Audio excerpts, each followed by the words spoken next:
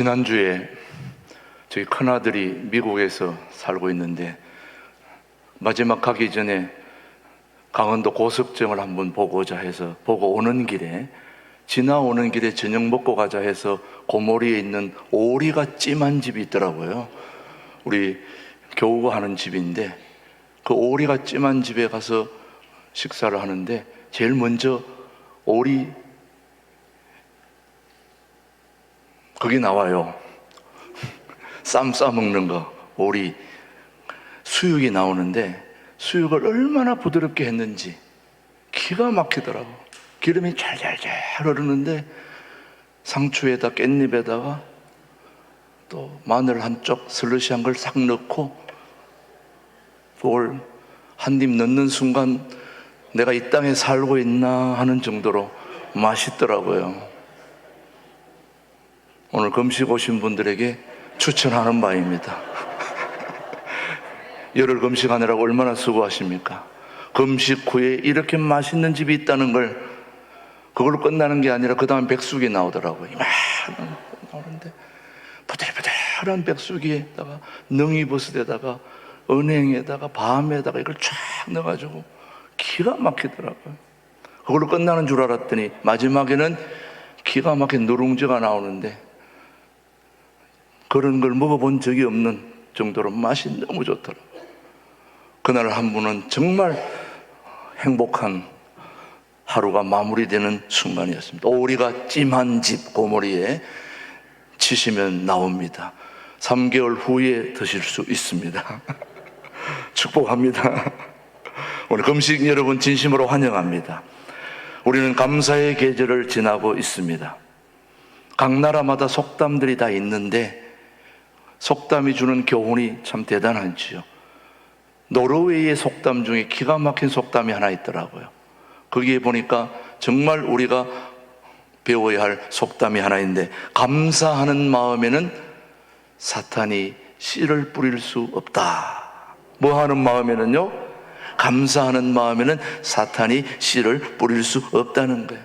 그 사탄이 지구상에 내려와서 유럽에 농공단지에다 창고를 하나 지었는데 그 창고에는 이 세상의 모든 씨들이 다 그 안에 들어 있습니다. 거기에는 뭐 대표적으로 몇 가지만 소개해 보면은 각종 씨들이 있는데 미움의 씨, 원망의 씨, 질투의 씨, 그 다음에 싸움, 거짓말하는 씨, 각종 씨들이 다 거기에 보관되고 저장되어 있는데, 이런 씨들은 어떤 사람이든지 어떤 지방에서도 뿌리기만 하면은 기가 막히게 자라고 뿌리를 내리는 겁니다. 비료도 필요 없어요. 뭐 공기고 뭐고 필요 없어요. 무조건 뿌리기만 하면 막 팍팍팍팍 자라는 게 바로 이 미움의 씨, 원망의 씨, 절망의 씨, 거짓말하는 씨, 오만 씨들이 다 있는데 사탄들이 어떤 장소, 어떤 사람에게 뿌려가지고 한 번도 실패해 본 적이 없을 정도로 기가 막히게 자라는데 유일하게 한 동네는 이 씨가 자랄 수가 없는 거예요. 그래서 왜 그런가 하고 가만히 봤더니 이 동네 사람들은 어떤 슬픔과 어떤 상황 속에서도 감사를 잊지 않고 있는 사람들이었습니다. 감사하고 있는 그 사람들에게는 사탄이 아무리 씨를 뿌려도, 비료를 아무리 줘도, 환경을 아무리 잘 맞춰줘도 씨가 자랄 수가 없는 거예요. 왜? 아침부터 밤늦게 잘 때까지 입에 뭐를 달고 산다고요? 감사를 달고 살기 때문에. 그래서 감사하는 마음에는 사탄이 뭐를 뿌릴 수 없다, 씨를 뿌릴 수 없다. 어떤 일을 당해도 감사하는 사람에게는 사탄이 틈살 수가 없는 것이요, 원망과 불평은 사탄을 환영하는 것입니다. 초청하는 것입니다. 감사는 사탄의 공격을 막는 백신과 같은 거죠. 뭐 코로나 백신은 유도 아닙니다. 감사는 어떤 질병도, 어떤 슬픔도, 어떤 난관도 다 막을 수 있는 백신과 같은 것이 바로 뭐라고요? 감사다. 자, 그러면 어떤 사람이 가장 행복한 사람인가? 감사가 넘치는 사람입니다.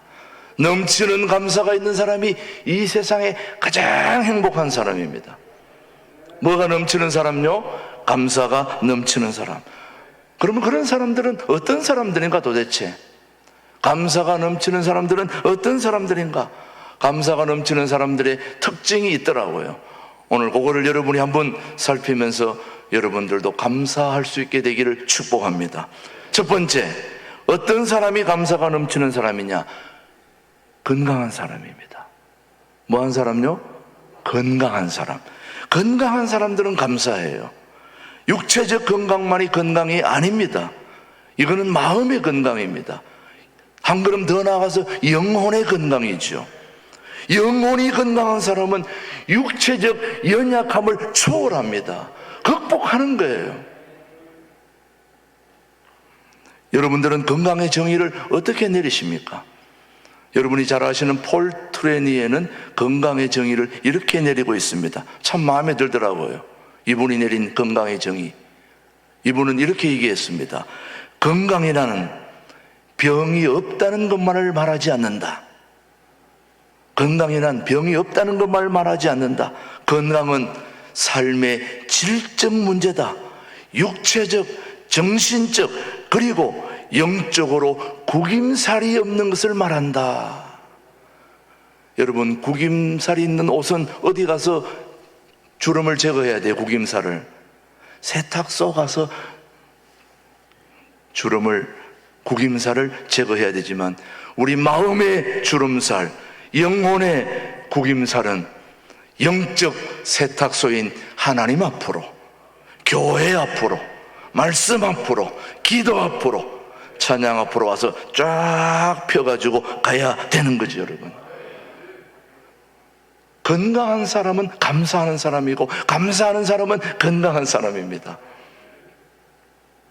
저는 우리 신광두레 교회 모든 분들이 감사의 구김살을, 감사하지 않는 구김살을 교회에 와서 펴서 감사의 삶을 살게 되기를 바라는 거죠, 여러분. 병든 영혼은 감사하지 않습니다, 여러분. 병든 문화는 감사하지 않습니다. 알다시피 병든 세대는 감사하지 사도 바울이 살던 그 당시에도 그런 사람들이 있었다는 걸 로마서 1장 21절은 말씀하고 있습니다. 시작. 하나님을 알되 하나님을 영화롭게도 아니하며 감사하지도 아니하고 오히려 그 생각이 허망하여지며 미련한 마음이 어두워졌나니 뭐하지 않는다는 걸고 감사하지도 아니하고, 감사하지도, 하나님을 영화롭게 하지 않는 사람들의 특징이 바로 감사하지 않는 사람들입니다. 여러분 주변에도 보시면은 하나님을 우습게 여기는 사람들의 특징이 바로 감사하지 않는 사람들입니다. 감사가 없어요. 원망, 불평, 매사가 그런 것들입니다, 여러분. 그래서 오늘 저는 여러분에게 단적으로 말합니다. 건강한 사람이 감사하는 사람이고, 감사하는 사람이 건강한 사람입니다. 저는 여러분들이 감사함으로 건강하게 되기를 바랍니다. 열흘 금식 감사함으로 하시면 더 건강하게 될 줄로 믿습니다. 아이고, 아버지가, 어머니가 나를 하도 금식하는 대로 가라고 그래가지고 억지로 왔다. 그래도 억지로 왔는데도 감사하다. 그러면 더 건강하게 될 줄로 믿어요. 감사한 사람이 건강한 사람이고, 건강한 사람이 감사한 사람이라는 걸 우리는 잊지 않게 되기를 바랍니다.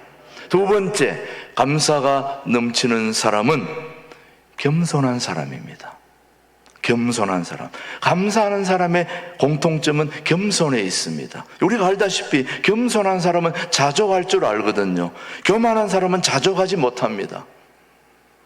교만한 사람은 불평이 많고, 교만한 사람은 자신이 더 많이 인정받아야 하고 더 많이 대접받아야 한다고 생각하기 때문에 감사가 있을 수 없죠. 그런데 하나님이 몰라주고 사람이 몰라준다고 그렇게 생각하지 않는 사람이 감사하는 사람. 그런데 마음 먹기 때문에 하나님이 나를 꼭 더 많이 챙겨줘야 감사하다고 생각하면 언제나 감사는 나오지 않고 불평이 있게 마련이죠. 그러나 반면에 겸손한 사람은 소박한 사람입니다. 소박한 사람.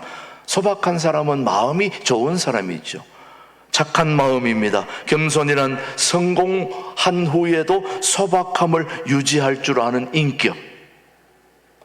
우리 주변에 여러분들이 마음에 안 드는 사람, 저 사람 옛날에는 참 괜찮았는데 저 자리에 올라가고부터 안 좋아졌어. 성공하고부터 저 사람 별로 마음에 안 들어. 그런 분들 꽤 있죠, 여러분 주변에. 성공한 후에도, 잘된 후에도 예전에 소박했던 마음, 후덕했던 마음, 좋았던 마음이 그대로 유지될 줄 아는 사람이 감사하는 사람이고 건강한 사람이고 좋은 사람입니다. 저는 여러분들이 그렇게 되기를 바랍니다. 대부분의 사람은 처음에는 다 겸손합니다. 그러나 어느 일정한 자리에 올라가고 또 환경이 좋아지면 반면에 소박이 교만으로 바뀌게 되죠, 여러분. 대표적으로 사울 왕이 그러지 않았습니까? 사울 왕은 참 겸손한 사람이었습니다. 그런데 왕이 되고 나서 하나님을 아주 우습게 여겼던 인물이 바로 사울 왕이었습니다. 그렇게 해서 결국 그는 차지했던 왕의 자리도 뺏기지 않았습니까, 여러분? 불순종하게 되었기 때문에 자기가 가지고 있던 것까지도 다 빼앗긴 왕이 바로 사울 왕이었습니다. 겸손한 사람은 모든 것을 하나님의 은혜로 여기며 사는 거죠, 여러분. 자신이 소유한 모든 것, 자신이 이룬 모든 것이 하나님으로 말미암았다는 사실을 인정해야 합니다, 여러분. 자신이 열심을 내어 헌신한 것도 하나님의 은혜라는 사실을 인정해야 합니다, 여러분. 사도 바울이 바로 그런 사람이었습니다. 고린도전서 15장 10절 한번 보겠습니다. 자, 고린도전서 15장 10절 말씀 시작. 그러나 내가 나된 것은 하나님의 은혜로 된 것이니 내게 주신 그의 은혜가 헛되지 아니하며 내가 모든 사도보다 더 많이 수고하였으나 내가 한 것이 아니요. 다시 한번, 오직 나와 함께 하신 하나님의 은혜로라. 이게 사도 바울의 고백이었습니다. 평소에 겸손함이 계속 유지될 수 있다는 것은 축복이고 은혜고 능력이라고 저는 생각합니다. 제가 그동안 43년 저의 인생의 멘토로 모셔왔던 분이 김준옥 목사님이신데, 제가 김준옥 목사님을 존경하는 것 중에 하나가 예전이나 지금이나 늘 같은 마음을 품고 또 눈에 보기에도 지금 저 두레마을이 7만 평 그거 다 있어도 본인 집도 없어요. 제가 여기 신광두레교회 담임이 되고 이쪽으로 나를 빨리 나가라고 그래가지고 제가 오는 바람에 제가 살고 있던 집에 목사님이 들어가셨어요. 그 다락방에서 주무신다니까, 목사님이. 제가 그 살던 조금 방을 제가 알잖아요. 제가 살던 집이니까. 다른 분들한테는 다 35평, 25평짜리 다 집을 내놓지만 본인은 정작 조그만 다락방에서 주무신다니까. 밑에 서재에 있고. 그 자리를 유지할 수 있는 건 쉬운 일이 아닙니다. 본인이 두레마을 본인 은퇴비로 만들고 샀으면 자기 집 하나 지어놓고 그렇게 할 수 있지 않습니까, 여러분? 저는 그런 점이 아주 제가 따라하지 못하는 점이에요. 저는 돈이 있으면 그래 안 할 것 같은데 참 그 점이 저는 아주 마음에 들고 존경이 가고 지금도 제가 어른으로 모시는데 너무너무 자랑스럽고 그렇습니다, 여러분. 예. 세 번째, 감사가 넘치는 사람은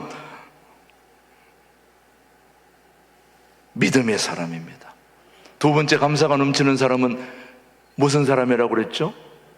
겸손한 사람이라고 그랬습니다. 겸손한 사람. 하나님은 교만한 사람을 대적하시고 교만은 패망의 선봉이다. 그러나 겸손한 사람에겐 은혜를 베풀어 주신다는 베드로전서 말씀을 한 번 더 살펴보십시다. 베드로전서 말씀 시작. 젊은 자들아 이와 같이 장로들에게 순종하고 다 서로 뭘로? 겸손으로 허리를 동이라. 하나님은 교만한 자를 대적하시되 겸손한 자들에게는 뭘 주신다고요? 은혜를 주신다. 저는 여러분들이 겸손한 자가 되어 하나님이 주시는 모든 축복을 다 누릴 수 있게 되기를 축복합니다. 세 번째, 감사가 넘치는 사람은 바로 믿음의 사람입니다. 자, 감사하는 사람은 믿음의 눈을 소유한 사람입니다. 믿음은 보는 것입니다. 믿음은 보는 것인데 뭘 보느냐? 하나님의 눈을 가지고 보는 것입니다. 누구의 눈으로요? 하나님의 눈으로. 남이 볼 수 없는 걸 보는 것인데, 남이 지나치는 것을 보는데, 남이 버린 것 속에서 존귀한 것을 보는 것은 바로 하나님의 눈이 아니고서는 볼 수 없는 것입니다. 그래서 믿음이란 모든 것을 하나님의 원리를 따라서 바라보는 것입니다. 하나님은 많은 존귀한 것들을 작은 곳 속에 담아두셨습니다. 그래서 작은 것을 잘 관찰해야만 하나님의 눈을 소유할 수 있습니다. 우리는 큰 걸 좋아하죠. 큰 걸. 그래서 이렇게 큰 교회 사람들 좋아하죠. 그러나 우리는 알아야 됩니다. 이 큰 교회 속에 예배를 드려도 작은 것을 소홀히 하지 않는 우리 교우들이 되기를 바라는 거죠.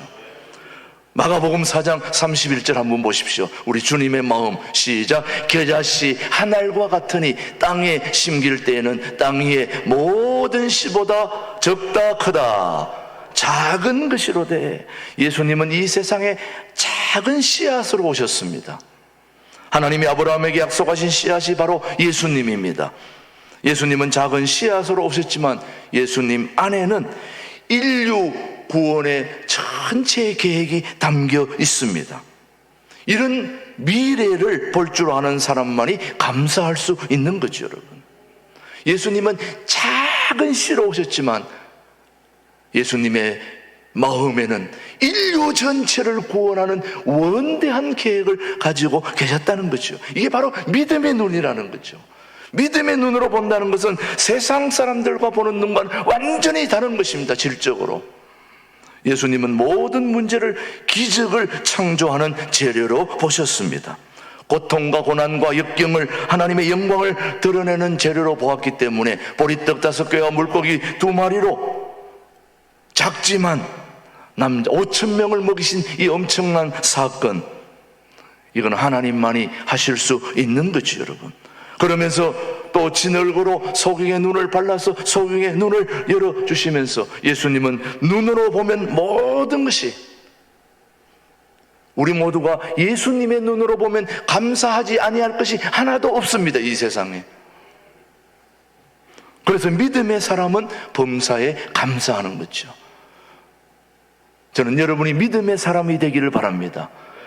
믿음의 사람은 하나님의 눈으로 세상을 바라보는 것입니다. 경제가 어렵고 나라가 너무너무 힘든 쪽으로 가고 있는 것 같지만 그럼에도 불구하고 믿음의 눈으로 바라보면 우리 대한민국을 하나님께서 기가 막히게 인도하실 것을 우리는 믿기 때문에 우리는 좌절하지 않고 오늘도 소망을 가지고 살아가게 되는 것이에요, 여러분. 믿음의 사람은 범사에 감사합니다. 그래서 하나님을 사랑하는 자들에게는 로마서 8장 26절 잘 아는 말씀, 시작. 이와 같이 성령도 우리의 연약함을 도우시나니 우리는 마땅히 기도할 바를 알지 못하나 오직 성령이 말할 수 없는 탄식으로 우리를 위하여 친히 간구하시느니라. 하나님은 합력하여 선을 이루게 하시는 살아계신 하나님이심을 저는 믿습니다.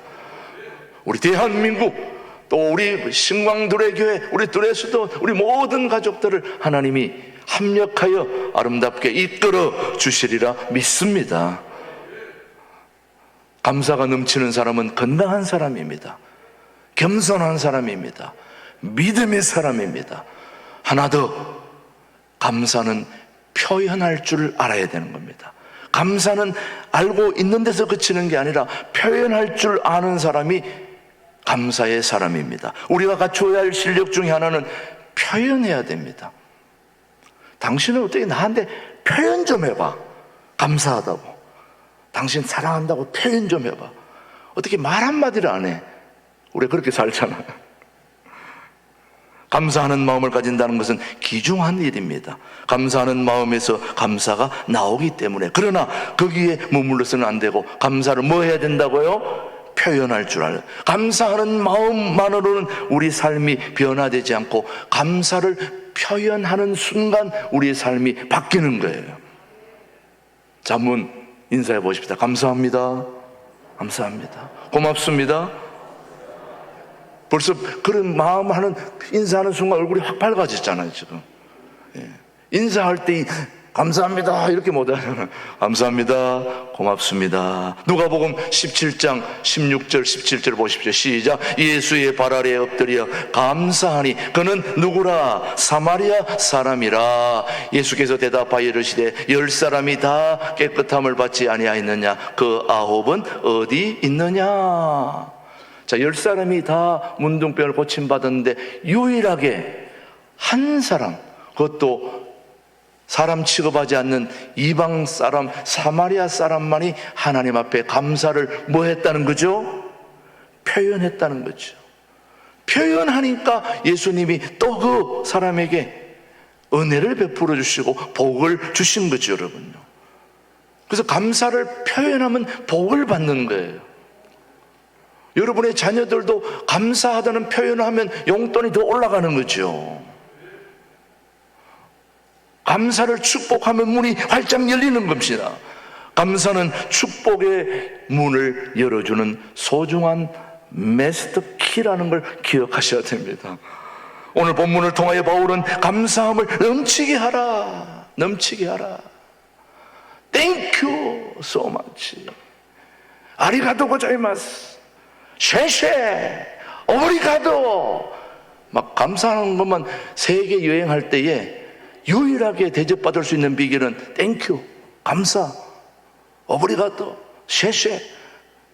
다 스페인에 가면 그라시아스, 다 이렇게 한마디씩 하면은 막 떡이 들어오고 밥이 들어오고 막 된장이 다 막 들어오는데 인상 쓰고 있으면 하나도 안 들어오는 거예요. 표현할 줄 알게 되길 바라는 거죠. 자, 여러분, 골로새서 1장 3절 말씀 한번 보십시오. 시작. 우리가 너희를 위하여 기도할 때마다 하나님 곧 우리 주 예수 그리스도의 아버지께 뭐하라? 감사하노라. 감사하노라. 우리 교우들의 삶 속에 감사가 넘치게 되기를 바라고 표현할 줄 있게 되기를 바랍니다. 감사합니다. 고맙습니다. 축복합니다. 이런 감사가 끊이지 않게 되기를 주님의 이름으로 축복합니다.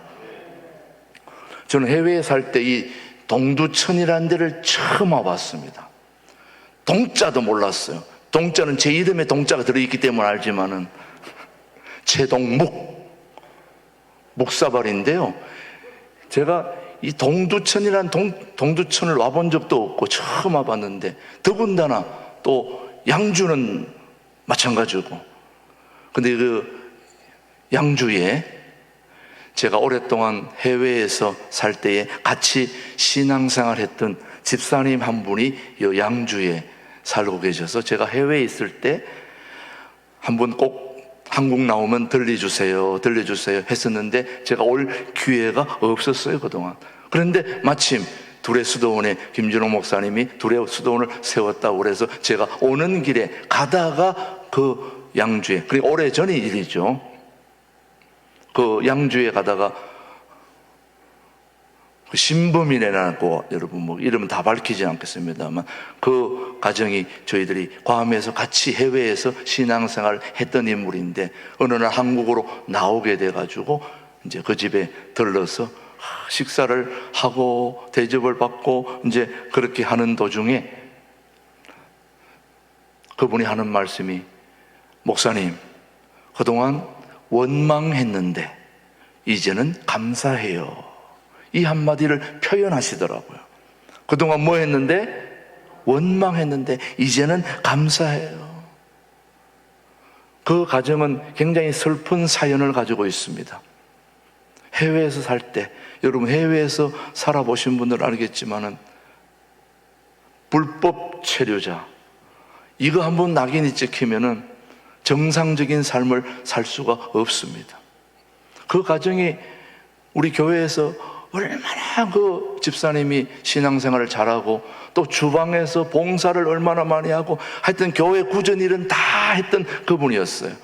그래서 교우들에게도 사랑도 엄청 받고 그렇게 열심히 하고, 남편도 또 해외에 나와서 부지런히 일해가지고 열심히 사는 중인데 어느 날 불법 체류자로 있다가 졸지에 그냥 불법 체류자로 잡혀가지고 그냥 한국으로 나와버리게 되는 거예요. 그래가지고 뭐 해외에서 열심히 인생을 살다가 좀 좋은 꿈을 가지고 그 아들도 시민권을 가지고 좀 공부도 시키고 좀 이렇게 살아보려고 그러는데 어느 날 아침에 갑자기 남편이 불법 체포자로 체포돼가지고 한국으로 딱 나오니까 부인도 살 수가 없잖아요. 그러니까 뭐 아들을 데리고 같이 나오게 되니 이 얼마나 기가 막힌 일입니까? 하루아침에 졸지에 그냥 나오게 된 거예요. 그러니 다 남들 미국 가기 힘들다는데 가가지고 열심히 살다가 하루아침에 한국으로 나오게 되니 그 마음에 뭐가 가득하겠어요? 원망이 가득. 하나님이 살아계시다면 어떻게 우리 가정에 이렇게 할 수 있습니까? 여러분, 하나님 너무너무 마음에 안 듭니다. 우리 아들 공부 좀 시키려고 이렇게 하는데 갑자기 한국으로 나왔으니, 그러니 뭐 그냥 울며 불며 그냥 나와가지고 그렇게 해서 야 어떻게 됐나 궁금했었는데 한국에 나와가지고 간신히 집 한 채 구해가지고 이렇게 열심히 또 마침 좋은 교회를 만나가지고 좋은 교회에서 또 열심히 뭐 일들을 맡아가지고 뭐 구역장도 맡고 뭐도 맡고 하고, 또 남편은 볼보 큰 트럭을 한 대 또 구입을 해가지고 또 그걸 가지고 또 그렇게 하고 그러면서 한국에서 자리를 잡아가지고 이제 정말 살아가는데, 그러니까 지금 이제 그런 말이 나오는 거예요. 그동안 하나님을 너무너무 원망했는데 이제는 감사해요 라는 말이 나오는데, 그 감사해요 라는 말이 나오는 순간부터 그 가정이 더 잘 돼 가고 있는 거예요. 여러분, 얼마나 힘들었는지 몰라요. 저도 가서 간절히 기도하면서 눈물이 나더라고요. 여러분, 해외에서 불법 체류자로 살아보지 않은 사람은 모릅니다. 여러분, 경찰들은 다 알아요. 근데 말을 하지 않습니다. 무슨 잘못하면은 잡혀가지고 나오게 되는데, 제가 아는 불법 체류자 한 명은 교통사고가 났는데 불법 체류 때문에 잡혀가지고 한국으로 나오기 싫어가지고 온몸이 만신창이가 됐는데 엉금엉금 기어가지고 산으로 도망가가지고 지금은 시민권 얻었어요. 그 삶을 생각해 보세요. 어떻게 살았겠는가를. 교통사고가 나서 다 죽어가는 몸을 기어가지고 산으로 도망가가지고 살아났다, 얻었다니까요. 그 처절한 삶을 생각하니 얼마나 기가 막힌 거예요, 이분이. 그래도 이분은 중간에 나왔지만은 이렇게 한국에서 잘 자리를 잡고, 그동안 원망했는데 이제는 뭐 하다고요? 감사하다고. 감사를 표현할 줄 알게 되니까 하나님이 그 감사를 받으시고 그 가정을 복을 주시고 지금은 아주 교회에 중요한 직분을 맡아서 가족들이 잘 살고 있습니다. 여러분, 감사의 가정. 감사하는 곳에는 사탄이 씨를 뿌릴 수 없다는 이 노르웨이 속담을 오늘 우리는 기억하면서, 감사하는 사람은 믿음의 사람이고, 감사하는 사람은 건강한 사람이고, 감사하는 사람은 겸손한 사람이고, 오늘도 우리 마음속에 이런저런 아픔과 고통과 질병과 모든 것이 있다 할지라도, 그러나 이제는 하나님 감사합니다, 감사의 표현을 하나님께 드릴 수 있는 저와 여러분들이 되어서 추수감사주의를 기쁨으로 맞이할 수 있게 되기를 주님의 이름으로 축복합니다. 하나님 아버지 감사합니다. 오늘도 소중한 주일을 저희들에게 허락해 주셔서 감사합니다. 코로나19 어려운 상황 속에서도 예배를 멈추지 않게 하시고 기도를 멈추지 않게 하시고 우리의 모든 삶이 감사로 가득하게 해 주셔서 고맙습니다. 우리 모두가 더욱 감사함으로 하나님께서 주시는 축복을 받아 누리는 우리 복된 교우들의 삶이 되도록, 또 우리 금식 가족들도 감사함으로 금식을 잘 마무리할 수 있도록 함께 해 주시기를 예수님의 이름으로 기도드립니다. 아멘.